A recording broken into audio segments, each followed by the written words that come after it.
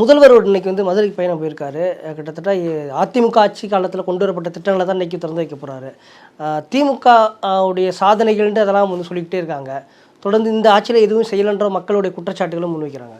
மக்களுக்கு யதார்த்தம் வேறு, இவர்கள் சொல்கிறது வேறு இல்லை. இவர்களுக்கு சொல்கிறது உரிமை இருக்குல்ல. எழுதி கொடுத்ததை படிச்சுட்டு போவாங்க. நான் அப்படி பண்ணேன், 11.5 லட்சம் கோடி ரூபா முதலீடு கொண்டு வந்திருக்கேன்னு திரும்ப திரும்ப சொல்லிகிட்டு இருக்காரு. எங்கே கொண்டு வந்தீங்கன்னு கேட்குறாங்க. அன்புமணி ராமதாஸ்லேருந்து பலரும் ஆதாரத்தோடு கேட்குறாங்க. வெள்ளை பேப்பர் காமிச்சாங்களா சார்? அதுதான் அந்த ஆணவம் தான் சொல்கிறேன். அது ஒரு ஆணவம். இப்போ நீங்கள் உங்கள்கிட்ட நான் பேசுகிறேன், வாதம் பண்ணுறேன், உங்களால் பதில் சொல்ல முடியலன்னா என்ன நீங்கள் கிண்டல் பண்ணுறீங்க. கதறு பார்த்தியா ஏதாவது சொல்லிட்டு அப்படி போய்கிட்டே இருக்குது. நில்லுங்க, நின்று பதில் சொல்லுங்கள், நான் கேட்க சொல்லுங்கண்ணா போயா அப்படின்ட்டு போயின்னு இருக்குது. இதுக்கு பேர் ஆணவம். இன்னொன்று எஸ்கேபிசம். வெள்ளை அறிக்கை எது கேட்குறாங்க? நீங்கள் 11.5 லட்சம் கோடி ரூபா முதலீடு கொண்டு வந்தீங்கன்றாங்க.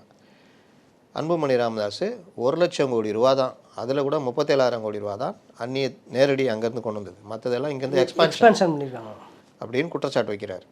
ஓப்பனாக வச்சு வாதத்துக்கு வாங்கன்னு கூப்பிட்றாரு, புக்காக போட்டு வெளியிடுறாரு. இவங்க என்ன பண்ணுறாங்கன்னா அதுக்கு பதில் சொல்லணும், கோபம் வரணும்ல.